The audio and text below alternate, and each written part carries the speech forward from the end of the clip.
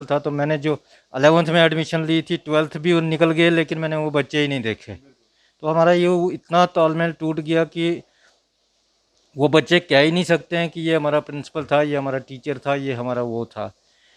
और टीचिंग का जहाँ तक ताल्लुक़ है, जब तक न फेस टू फेस इंटरेक्शन होती है तब तक इम्प्रेसिव कभी क्लास हो ही नहीं सकती है। परसों हमारे जडियो बटियास रिटायर हो गए तो उसके पास 20 हाई स्कूलों का चार्ज था। तो उसके साथ देखो अब 20 और 21 पोस्टें एट ए टाइम खाली हो गई। आज अगर मुझे बटियास जोन की कोई भी ज़रूरत है तो मुझे चुप करके बैठना पड़ रहा है यार, बर्दाश्त करना है। आदाब, स्ट्रेट लाइन में आप सबका स्वागत है।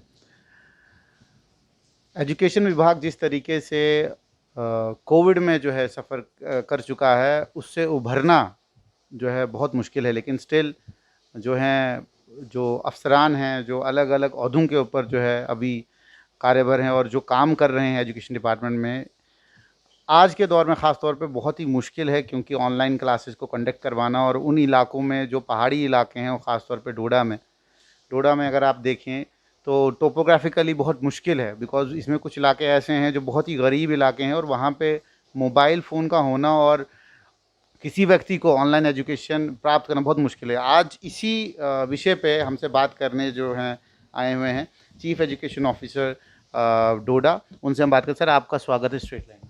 Thank you sir. सर, मेरा पहला सवाल आपसे ये है कि कोरोना वायरस की वजह से जिस तरीके से एजुकेशन डिपार्टमेंट को जो है अभी तक फेस करना पड़ रहा है, मुश्किलें फेस करनी पड़ रही हैं, और टीचर और बच्चे का जो एक मेल मिलाप था वो कहीं ना कहीं डिसकंटिन्यू हुआ है, और ऑनलाइन एजुकेशन से जो टीचरों को भी मुश्किलें हो रही हैं, उनको ख़ास तौर पर इन सब चीज़ों को देखते हुए आने वाले वक्त में अगर इसको कंटिन्यू रखना पड़ा तो इसमें क्या कोई बदलाव होगा, या जिस तरीके से चल रहा है उसी तरीके से चलेगा? जहाँ तक मेरा ख्याल है, कोविड का जितना नुकसान एजुकेशन डिपार्टमेंट को हुआ है उतना बाकी डिपार्टमेंट्स को नहीं झेलना पड़ रहा है। क्योंकि अगर सिंपली एक पूछें कि जो बच्चा 19 ये 20 में एडमिशन लेने जा रहा था फर्स्ट क्लास में, वो एडमिशन नहीं ले पाया।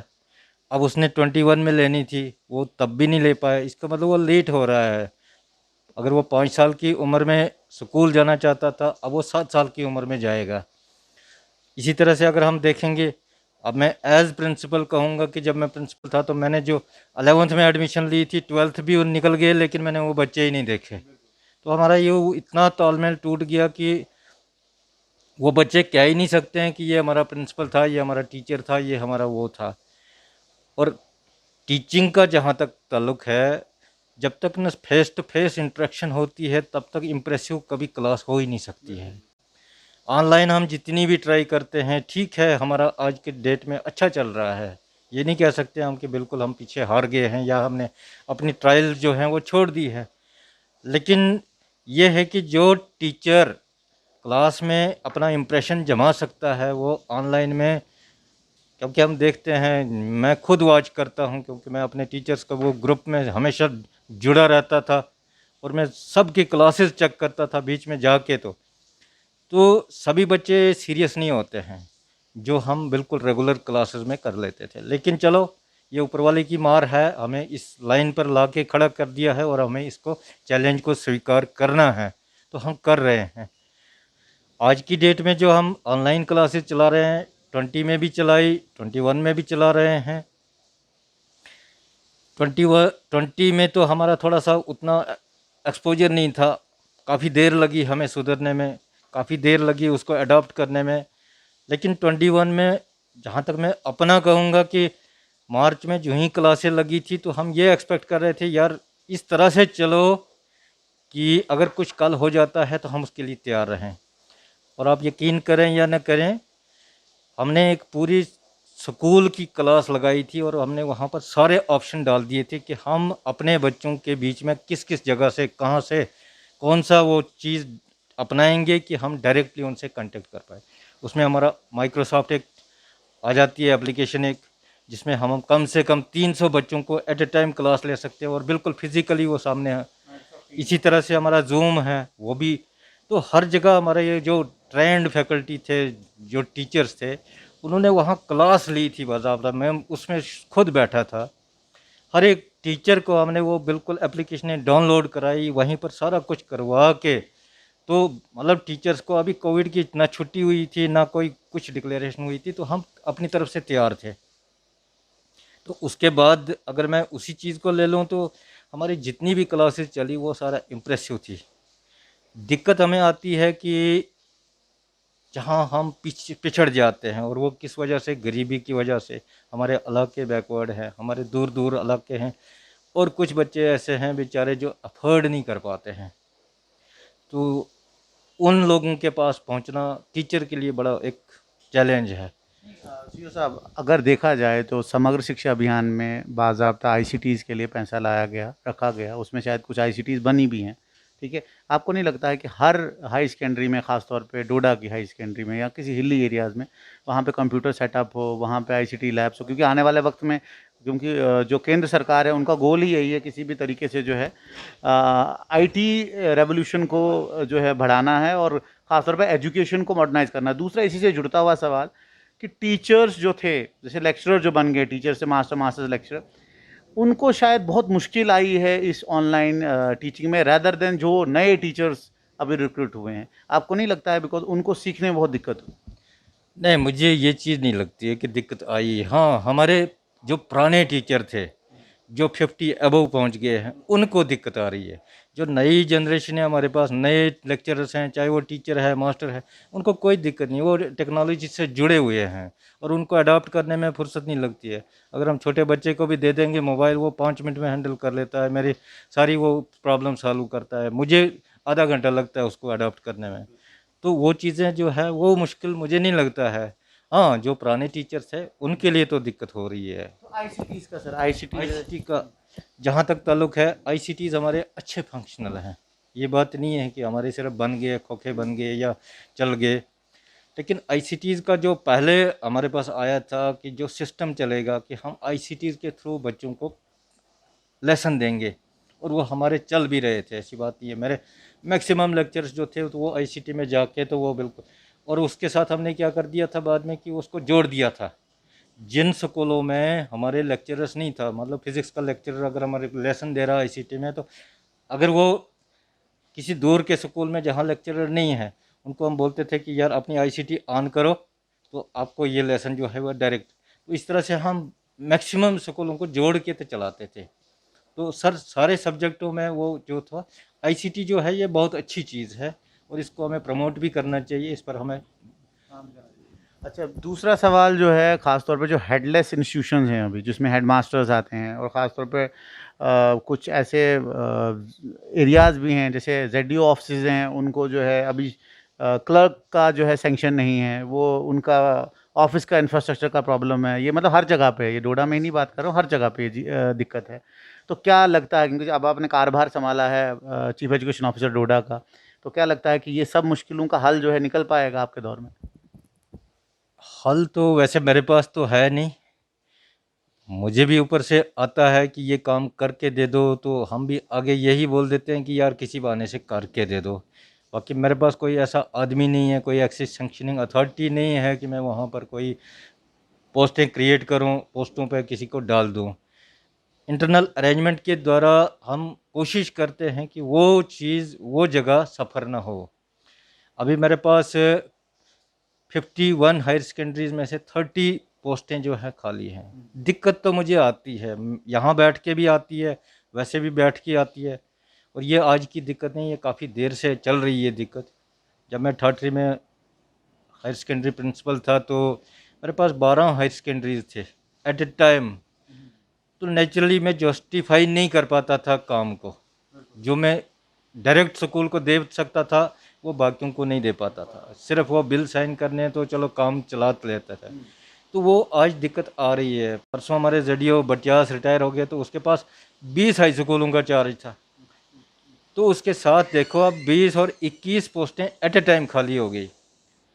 आज अगर मुझे बटियास जोन की कोई भी ज़रूरत है तो मुझे चुप करके बैठना पड़ रहा है यार, बर्दाश्त करना है। आप हायर अप्स के सामने ये चीज़ रखें, क्योंकि होता क्या है कि जैसे बताया जाता है कि भाई जो अफसर होता है, अगर वो स्ट्रिंजेंट हो, अगर वो चाहे तो कुछ भी बदल सकता है। तो लगता है कि हायर अप्स तक आप ये बात पहुंचाएंगे और जल्द से जल्द इसका कोई ना कोई हल निकलेगा? आज की डेट में मुझे लगता है मेरे बोलने की भी ज़रूरत नहीं है। हमारे कमिश्नर सेक्रेटरी इतने इंटेलिजेंट हैं, इतने वो कंसर्न हैं इन चीज़ों के, जितना उनने रेवोल्यूशन ला रहे हैं अभी दिखने में आ रहा है। मुझे नहीं लगता है कि आने वाले 2 महीने 4 महीने में कुछ हमें इस किस्म की दिक्कत आएगी। लेकिन थोड़ा सा जहाँ अगर हमने 20 साल 10 साल फेस किया, तो अगर हम 2 महीने और फेस करें तो, क्योंकि हमारी पोस्टें जो हैं वो सारी सिस्टमेटिकली भरती जा रही हैं। प्रिंसिपल की परसों लिस्ट निकल आई है, उसमें मैं देख रहा था कि इक्का दुक्का कहीं पोस्ट को छोड़ के बाकी उनने सारी को टच करने की कोशिश की है। नेचुरली मैं भी वही एक्सपेक्ट कर रहा हूँ कि अगर हफ्ते तक वो भर जाती हैं तो मैं थोड़ा सा अपने आप को हल्का सा महसूस करूँगा कि नहीं यार, मेरा काम अब थोड़ा सा हो जाएगा। इसी तरह से जेडीओ आज की डेट में हमारे कागज़ों में कोई भी खाली नहीं है। बटियास का जो जहाँ तक मैंने खुद ही बताया, तो बटियास का गवर्नमेंट के उस कागज़ों में थोड़ा सा गलत क्या हो गया कि उन्होंने भागवा में एडिशनल दे दिया है, जबकि भागवा में ऑलरेडी काम कर रहा था। तो मैंने कमिश्नर साहब की नोटिस में परसों ही लाया था मीटिंग में कि सर ये भागवा नहीं है, ये भटियास है। तो उन्होंने वो लिया है, वो मुझे लगता है आज या कल वो मॉडिफिकेशन हो जाएगी, तो जेडीओज हमारे कंप्लीट हो जाएगा। इस तरह से हमारे प्रिंसिपल भी अगर इसी हफ्ते निकल जाता है तो वो भी ख़त्म हो जाता है। उसके बाद हमारा सिर्फ हेडमास्टर्स जो हैं, जो बल्क में हमारी पोस्टें वैकेंट है। तो जो परसों हमारी कमिश्नर साहब ने मीटिंग ली, मुझे नहीं लगता है कि 2 महीने के बाद हमें दिखेगा कि कहीं पर कोई पोस्ट खाली मतलब हो। इस पे काम चल रहा है, बहुत ज़ोर से काम चल रहा है, तो जल्द से जल्द इसका भी सोल्यूशन आपके पास आ जाएगा। उम्मीद करते हैं। दूसरा जो लेक्चरर की जो पोस्टें हैं ख़ास तौर पे अभी, उसमें भी ये देखा गया कि उसमें भी बहुत सारे स्कूल्स ऐसे हैं जो कहीं न कहीं जो है अभी भी पर्टिकुलर लेक्चरर जो है वहाँ अवेलेबल नहीं होते हैं। तो उसका क्या, उसका भी कोई हल निकलेगा आने वाले वक़्त? अब मैं तो रिपीट करूंगा वही कमिश्नर साहब की वो वर्ड्स पर, कि उनने एक ऐसा तरीका बनाया है कि मास प्रमोशन कर रहे हैं। वो मास्टर से वो लेक्चरर बना रहे हैं, with in 1 month, with in 2 month वो भी हो जाएगा। फिर जितनी पोस्टें निकलेंगी डायरेक्ट कोटे में, तो वो पीएससी के थ्रू वो भी निकाल रहे हैं। आज की डेट में अगर मुझे पूछोगे तो मुझे 640 पोस्टें हैं लेक्चरर्स की, तो 327 खाली हैं। नेचुरली हम 50% उस पर ही चला रहे हैं, तो दिक्कत है, लेकिन उम्मीद भी है कि हो जाएगा, ये भी हो जाएगा। टीचरों की आपने जो है एनुअल ट्रांसफ़र जो है एक मुहिम छेड़ी, वो आपसे पहले छिड़ी थी यहाँ डोडा में, और छिड़ते-छिड़ते उसकी एक लिस्ट भी निकल गई, और लिस्ट निकलने के बाद बहुत सारे लोगों का उसमें जो है अलग-अलग राय आई, अलग-अलग लोगों ने अलग-अलग बातें करी। तो आप क्या कहना चाहेंगे ख़ास तौर पे उस लिस्ट पे? क्योंकि उसमें बहुत सारे ऐसे टीचर्स हैं जो शायद उसमें फ़ॉल भी करते थे, लेकिन उनका नाम वहाँ दिखा नहीं। तो क्योंकि उसमें तो हम आपको नहीं कटघरे में लेंगे, लेकिन जिन्होंने वो लिस्ट बनाई है, क्या आपको लगता नहीं है कि कहीं कहीं न कहीं जो है कुछ न कुछ छोटी-छोटी कोताहियाँ हुई? मैं किसी को तो वैसे एलिगेशन लगाने के उसमें नहीं हूँ। ये सारी जिम्मेवारी तो आज की डेट में मैं अगर चेयर पर बैठा हूँ तो मैं खुद ही ले लेता हूँ। तो जहाँ तक ट्रांसफ़र्स का ज़िक्र है, ट्रांसफ़र में जस्टिफिकेशन कभी भी नहीं हो पाई है आज तक। और मैं ये भी मान के चलता हूँ कि मैं भी अपनी अगर सारी कोशिशें भी करूँ तो कोई ना कोई तो उंगली उठाएगा ही। ये मैं कह नहीं सकता हूँ कि मैं भी अपनी जान मार दूंगा तो लोग बाहर जाके तो खुश होंगे। जिनको जिनको इंसाफ मिलेगा तो उन्होंने खुश होना है, जो उससे छूट जाएंगे तो उन्होंने फिर नारे लगाने हैं। ये तो कोई एक ऐसी चीज़ नहीं है, जब हम लगे थे 87 में तो तब से ये चला आ रहा है, तो ये रातों रात ठीक होने वाला। इसमें मेरा एक ही चीज़ है, मानना है, खुद मानता हूँ इस चीज़ को, कि अगर रेगुलर बेसिस पर एनुअल ट्रांसफ़र हो जाए, एक टीचर को अपनी जगह ये तसल्ली हो जाए कि मैं 2 साल के लिए बाहर जा रहा हूँ, 2 साल के बाद मैं फिर वापस आऊँगा, दूसरी जगह जाऊँगा, तो मुझे लगता है वो शौक से जाएगा। लेकिन अगर वहीं पर उसको जो यकीन बैठा है कि यार मैं अगर ये दरवाज़ा छोड़ दिया मैंने, बाहर वाले दरवाजे पर चला गया, तो फिर मुझे 10 साल 20 साल तक कोई नहीं पूछेगा, तो इसलिए वो जाना नहीं चाहता है। तो अगर उसके दिमाग में ये थोड़ा सा बैठ गया कि नहीं, जहाँ भी ट्रांसफ़र होगी जाना है, बाकी डिपार्टमेंट में ट्रांसफ़र होती है तो ये कौन सी बात है। अभी मैं किश्तवाड़ से डोडा आ गया, डोडा से कहीं और भी फेंकते हैं, जाना तो है। तो इसी तरह से हमने भी टीचर्स को भी मैं ये कहता हूँ कि आज की डेट में तो दूर जाना ही कहाँ है। वो भी वक़्त था पूरा district Kishtwar, district Ramban, district Doda सारा एक था। किश्तवाड़ से उठा के तो खड़ी बनाल में लगाते थे, तो वो बोरी बिस्तरा उठा के तो चला जाता था। तो आज थोड़ी सी ये बदकिस्मती है कि कोई भी घर छोड़ के राज़ी नहीं है। दरवाज़ा अगर जो ही छोड़ा उसने तो चिल्लाना शुरू हो जाता कि नहीं है। और प्रॉब्लम्स इतनी आगे आ रही हैं कि आदमी कहता है यार इसी की सुनता रहूं तो और कोई काम ही नहीं है मेरे पास। तो जस्टिफिकेशन थोड़ा सा इसमें ट्राई तो करेंगे हम। नहीं, आप अब क्या वो लिस्ट मॉडिफाई होगी, क्या उसमें बदलाव दिखेगा?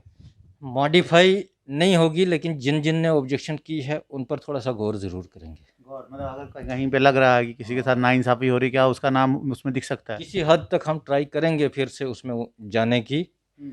अगर हमारे पास 70 लोगों का या 80 लोगों का प्रपोज़ल पास हुआ है तो हम ट्राई करेंगे 120 तक चले जाने की, 50 लोग। मतलब उम्मीद है, टीचरों को उम्मीद रखनी चाहिए कि इस लिस्ट में ऐड होंगे और आप जस्टिस करेंगे उनके साथ।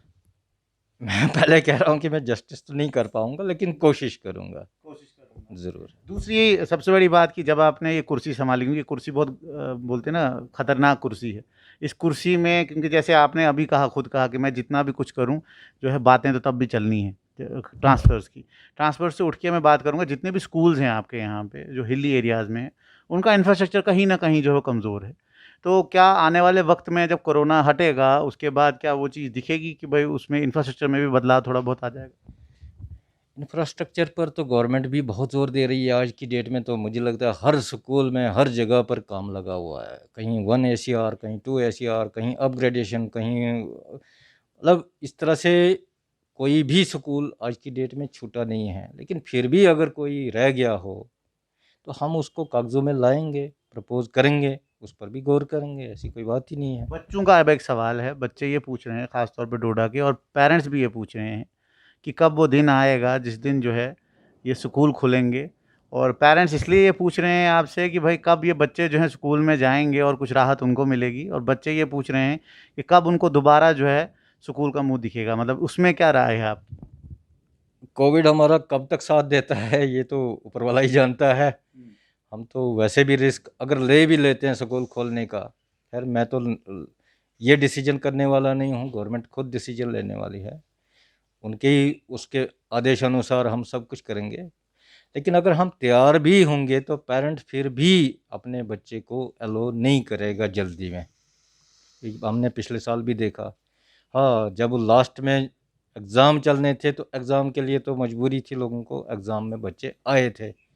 लेकिन क्लास लेने के लिए तैयार नहीं थे बच्चे। तो नेचुरली हम अगर जितनी भी कोशिश करेंगे, जब तक न पूरा वो हो जाएगा कि नहीं, पेरेंट्स भी अपनी जगह एश्योर हो जाएँगे कि अब कोई खतरा नहीं है, बच्चे भी अपनी जगह एश्योर हो जाएँगे, क्योंकि कोई भी अपने सिर पर लेने वाला नहीं है।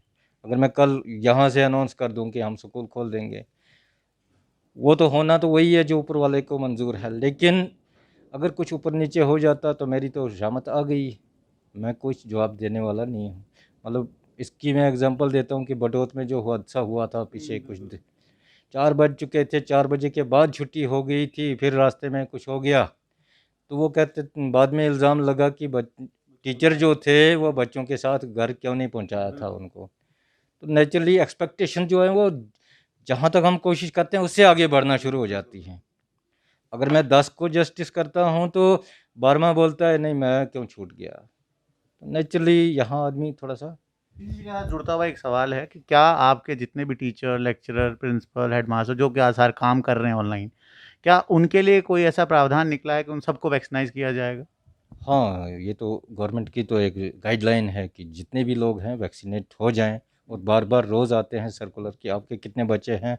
बच्चे मीन्स बच्चे नहीं, वो कितने बैलेंस हैं, उनकी लिस्ट दे दो ताकि हम उनको जल्दी-जल्दी वैक्सीनेट कराएँगे। क्या आप आने वाले वक़्त में सीईओ ऑफ़िस के बाहर एक ऐसा नोटिस लगाएँगे कि भई वही बंदा सीईओ ऑफ़िस के अंदर आएगा जो फुल्ली वैक्सीनेटेड हो? अगर एसओपी गवर्नमेंट की तरफ से जारी हो जाता है तो मैं करने को पीछे नहीं हटूँगा। सवाल और मेरा आपसे है कि ख़ास तौर पे जो प्राइवेट स्कूल्स हैं अभी, जो जितने भी रन हो रहे हैं डोडा डिस्ट्रिक्ट में, बहुत सारी कंप्लेंट्स ये आ रही हैं कि वो कहीं न कहीं या तो फ़ीस ज़्यादा ले रहे हैं या उनको तंग किया जा रहा है पेरेंट्स को। तो उनके लिए आपका क्या मैसेज है? प्राइवेट स्कूल्स के लिए मेरा ये है क्लियर कट संदेश है कि जो रूल्स एंड रेगुलेशंस उन पर हावी होते हैं वो उनको अवॉइड करें। अवॉइड नहीं, अवॉइड करें, उनको पालन करें। अगर कल हमें कुछ अपना कलम उठाना पड़े उनके खिलाफ, पहली फुर्सत में तो हम कहते हैं कि एक संदेश दे रहे हैं कि आप अपनी लाइन पर रहो। अगर कल हमें स्ट्रिक्ट एक्शन भी लेना पड़े तो हम पीछे नहीं हटेंगे, इसलिए हम पहले ही कहते हैं कि आप जो है बिल्कुल साफ़ सुथरा रखें, जो आपको गाइडलाइंस मिलती हैं उनको फॉलो करो, अपनी मत चलाओ। प्राइवेट है तो इसका मतलब ये नहीं है तो वो किसी दायरे के अंदर है, प्रिंसिपल के अंदर है। तो एक बार फिर से मैं कहूँगा कि आप गाइडलाइंस का पूरी तरह से अमल करें, अपनी मत चलाएं, मनमानी मत करें, तो हमें मजबूर मत करें कि हम आपके खिलाफ कुछ कर सकें। आपको सर सीओ सर आपका आखिर पे एक मैसेज पूरे डोडा डिस्ट्रिक्ट के जितने भी टीचर हजरात हैं या जितने बच्चे, अब क्योंकि आप ही के हाथ में सारा कुछ है, तो उनको क्या मैसेज आप देना चाहें? मैं हर टीचर को कहता हूँ कि जैसे आपके अपने बच्चे हैं वैसे दूसरों के बच्चों को भी समझो। स्कूल में जितने बच्चे हैं वो आपके बच्चे हैं, अगर उनके साथ आप जस्टिस करते हो तो आपके बच्चों से भी जस्टिस होगा। तो इसलिए प्लीज़ डेडिकेशन से काम करिए, जितना आपसे हो सकता है वो कर लीजिए। बाकी जो नहीं हो पाएगा उसके लिए कोई उतना नहीं है, हम नहीं कहेंगे कि नहीं, लेकिन हम कहेंगे कि बिल्कुल चौकड़ी मार के बैठ जाएँ या किसी कुर्सी पर बैठ जाएँ और हम कहेंगे कि इस माशरा सुधर जाएगा या ये एजुकेशन डिपार्टमेंट चलेगा, ऐसा चलने वाला नहीं है। अगर स्कूल खुलता है तो हम तो वो अटमोस्ट ट्राई करेंगे कि हर स्कूल तक मॉनिटरिंग हो और हर टीचर से काम लिया जाएगा। मैं पहले ही कहता हूँ कि अगर टीचर अपनी जगह तैयार हो जाता है कि मैं काम करने को तैयार हूँ, तो ये बहुत मेरी खुशकिस्मती होगी। ये बिल्कुल एक बहुत ही खूबसूरत जो है आखिर पे समेट के इन्होंने कहा कि ख़ास तौर पे हर एक को ईमानदारी से काम करना पड़ेगा। टीचर तो कर ही रहे हैं, बच्चों को भी जो है ईमानदारी से काम करना पड़ेगा। इस कोविड में अगर एजुकेशन डिपार्टमेंट में कोई तब्दीलियाँ आई भी हैं, उन तब्दीलियों को अच्छे तरीके से जो है इन्होंने अपनाया हुआ है और आज इस वक़्त जो है टीचर हर एक ट्रेंड है इनका और आने वाले वक़्त में डोडा की तस्वीर ज़रूर बदलेगी। चीफ़ एजुकेशन ऑफ़िसर डोडा का कहना है। जुड़ते रहें स्ट्रेट लाइन के साथ, देखते रहें स्ट्रेट लाइन।